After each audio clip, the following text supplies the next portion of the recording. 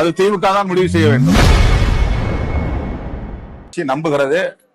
இதற்காக இந்த கூட்டணியின் நலன்கள் பாதிக்கப்படும் வகையில் எந்த முடிவையும் விடுதலை சிறுத்தைகள் கட்சி எடுக்காது. அது பேச்சுவார்த்தையில் முடிவு செய்யப்படும்.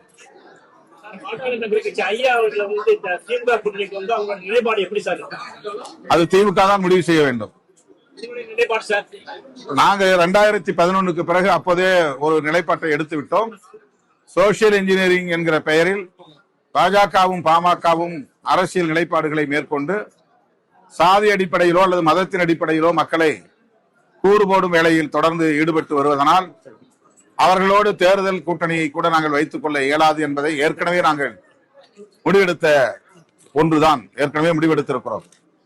தற்போது திமுக தலைமையில் என்னென்ன கட்சிகள் மேலும் இணைய வேண்டும் என்பது குறித்து முடிவெடுக்கக்கூடிய முழுமையான அதிகாரம் முதலமைச்சருக்குத்தான் உண்டு. அவருக்கு நாங்கள் எந்த அழுத்தத்தையும் கொடுக்க. செய்திகளை உள்ளது உள்ளபடி தெரிந்து கொள்ள ரெஃப்ளெக்ட் நியூஸை சப்ஸ்கிரைப் பண்ணுங்க.